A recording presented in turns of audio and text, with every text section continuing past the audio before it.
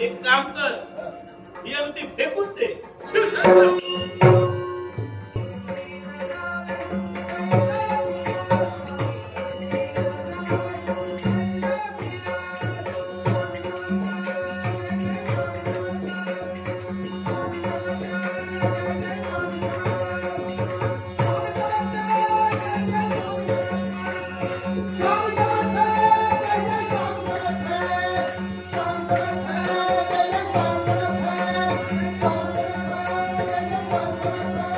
यावेळी मात्र मागच्या जन्माची आठवण झाली बरं का.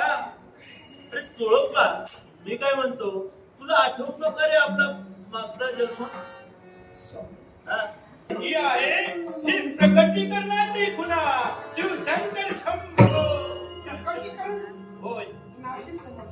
अरे यावेळी मी या श्रीशैलम क्षेत्री मी प्रकट झालो, त्यावेळी उद्धवाच्या हातून पडलेल्या त्या कुऱ्हाडीचा घाव माझ्या मांडीवर पडला. होय, त्याने अपराध केला नव्हता, तर तो फक्त निमित्त मात्र होता. आणि त्याच्यामुळे त्या कुऱ्हाडीच्या घावामुळे मला प्रकटीकरणाची राजमुद्रा प्राप्त झाली. शिवशंकर शंभो. आणि एवढेच नव्हे, ज्यावेळी ही कुऱ्हाडीची राजमुद्रा प्राप्त झाली ना, त्यावेळी सर्वत्र हा सुगंध दरवळू लागला.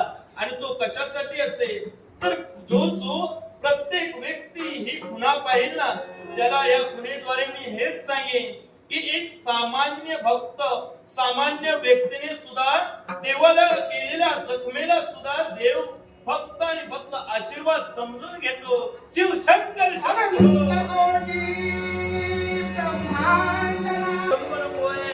भूक लागली आहे मला. स्वामी स्वामी बोलावे ब्रह्मानंदी डोला.